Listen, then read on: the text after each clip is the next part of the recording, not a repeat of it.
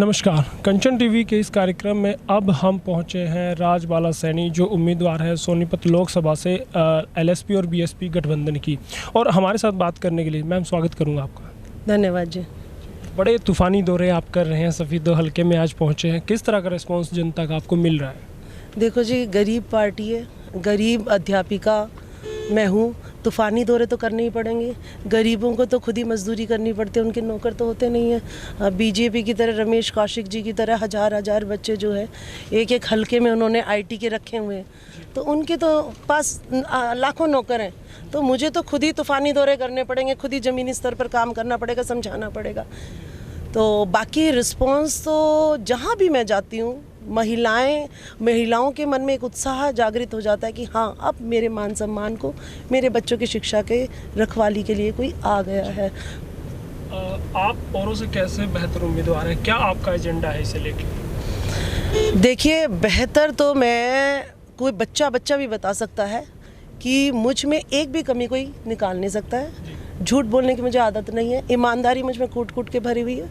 मेहनत का मैं एक मेहनत की मिसाल हूँ मैं, और कभी मैंने गलत काम सहा नहीं है, ना सहती हूँ ना करती हूँ।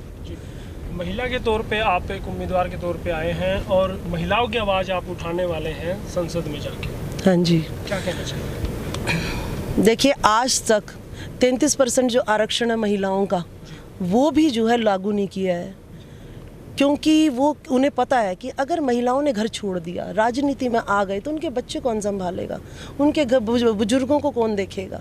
तो आज तक उन्हें ये डर है कि कहीं महिलाएं जो इतनी मेहनती होती हैं, वो अगर राजनीति में आ गई तो पुरुष प्रधान देश ना रह के महिला प्रधान देश ना बन जाए। तो उन लोगों को ये खलबली रहती है, तो इसीलिए महिलाओं को। लेकिन अब तो मैंने कसम उठाई है कि अब तो मैंने आगे बढ़ के दिखाना ही दिखाना है, और नेताओं को, जैसे बच्चों को मैंने शिक्षा दी, अब मैं नेताओं को शिक्षा दूंगी बड़े प्यार से, बड़े आराम से, कि कुछ नहीं रखा लूट पाट में, मार धाड़ में, कुछ नहीं रखा। ईमानदारी से मिल के इस देश को आगे तरक्की का रास्ता दिखाएंगे। हुड्डा मैदान में है, किस तरह की चुनौती आपको लगती है? हुड्डा जी तो डिमोशन हुआ है उनका, तो ना वो फेल नहीं, उनका तो डिमोशन हुआ है। फेल वो बच्चा होता है जो एक क्लास में फेल हो गया फर्स्ट टाइम, वो फेलियर है।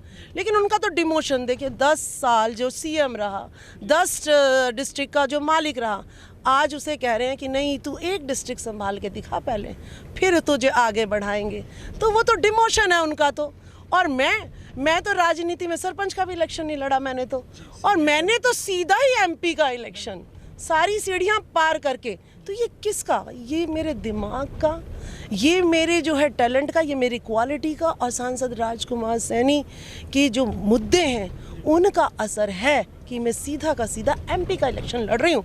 और मैं ये दावा करती हूँ कि भूपेंद्र सिंह हुड्डा जी अगर मेरे सामने खड़े होते हैं तो मैं उनके हर सवाल का जवाब दे सकती हूँ, लेकिन उनकी मुंह बोलती को बंद कर सकती हूँ। वो मेरे सवालों का जवाब नहीं दे सकते, वो मेरे सवालों का जवाब नहीं दे सकते। रमेश कौशिक जी दावे करते हैं कि मोदी लहर है और वो नॉर्मली जीत जाएंगे।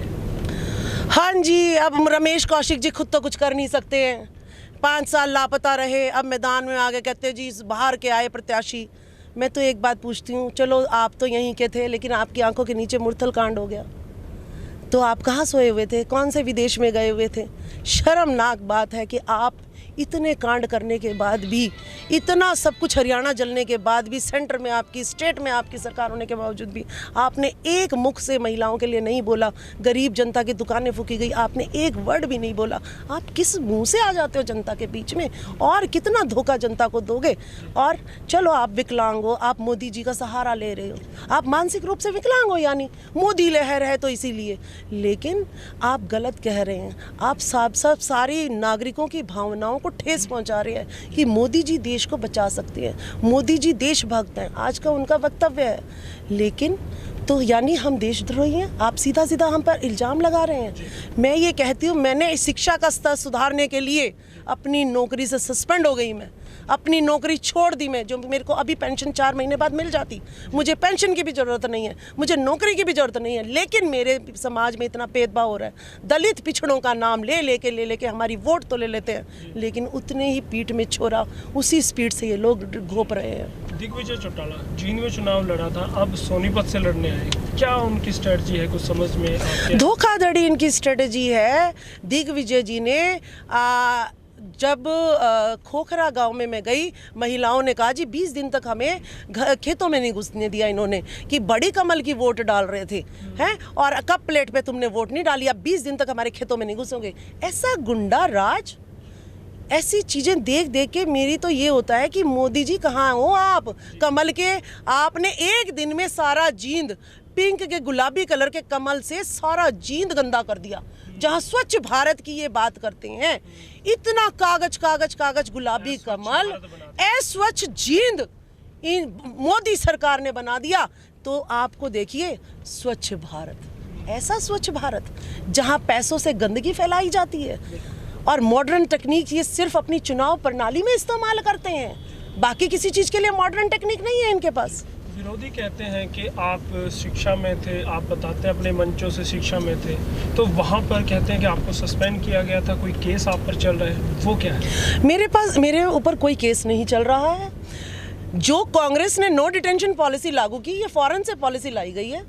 इसमें वहाँ पे जो इंफ्रास्ट्रक्चर प्रोवाइड करते हैं, टीचर स्टूडेंट का जो रेशो होता है, उसको किसी चीज़ को नहीं देखा गया। बस पहली से लेकर 8वीं तक बच्चों को फेल नहीं करना, चाहे उसे अपना नाम भी लिखना आता है या नहीं लिखना आता। मैं इसी चीज़ को लेकर आवाज़ उठा रही थी कि हमारा स्टैंडर्ड, एजुकेशन का स्टैंडर्ड गिरता जा रहा है। आप अपनी वोट बैंक की राजनीति छोड़ दीजिएगा कि अगर नो डिटेंशन पॉलिसी या तो लागू करनी है तो पूरा जैसे फॉरेन में लागू होती है उस तरीके से लागू कीजिए, नहीं तो इसे हटा दीजिएगा। लेकिन हमें अनपढ़ बच्चा, अनपढ़ भविष्य भारत का पैदा नहीं करना है। मैं शिक्षिका होकर एक सैलरी ले जाके घर में रख दूं, वो नहीं हूं। अगर मेरा बच्चा मेरे हाथों से अनपढ़ जा रहा है, सब वो तो कहते हैं, बच्चे कहते हैं आप फेल कर दोगे तो क्या होगा, सरकार हमें पास कर देगी। वो सब टीचरों पर हाथ उठाना भी शुरू कर दिया, चाकू छुरे घोंपना भी शुरू कर दिया है। तो ऐसे हालात इन्होंने, सरकारों ने, नेताओं ने वोट की राजनीति के लिए बना दिए हैं। इसकी मैंने आवाज़ उठाई थी, टीचरों के मान सम्मान की आवाज़ उठाई थी, जो कि मेरी जो है ना, जब नेताओं के खिलाफ कोई आवाज़ उठाता है तो उनको सस्पेंड कर दिया जाता है, टर्मिनेट कर दिया जाता है, उनको धमकियाँ दिया जाती है। तो ये नॉर्मल बात है, मेरे साथ भी ये हुआ। उनकी मीडिया है, उन्होंने कह दिया कि नहीं इस पे तो केस चल रहा है।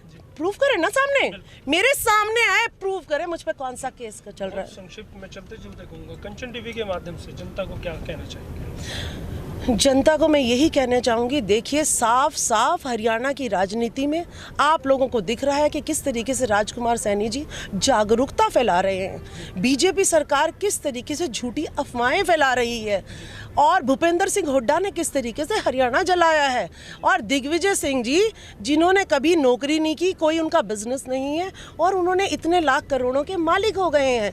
और एक आपके सामने राजकुमार सैनी जी की मेहनती ईमानदार महिला खड़ी है। साफ साफ है, आपको इस बार जाग जाइएगा। आपको एक शिक्षा का स्तर बढ़ाने वाली, महिलाओं के मान सम्मान को बढ़ाने वाली, बुराइयों को समाज की दूर करने वाली महिला सांसद आप लोगों को मिलेगी। एक बार मुझ पर विश्वास करिएगा। धन्यवाद, बहुत बहुत धन्यवाद। तो ये थे राजबाला सैनी जी, जो बड़ी बेबाकी से अपनी बात कहती है और कहते हैं कि विरोधी उन पर चाहे कितने भी आरोप लगा लें, वो उसे साबित नहीं कर सकते, क्योंकि कुछ उन्होंने गलत किया ही नहीं, और वो जनता की सेवा के लिए मैदान में आई है, ना वो धन बल उनके पास है, बस वो तो जनता के प्यार से ही ये रण जीतना चाहती है। तो बने रहिएगा और भी खबरों के लिए कंचन टीवी के साथ।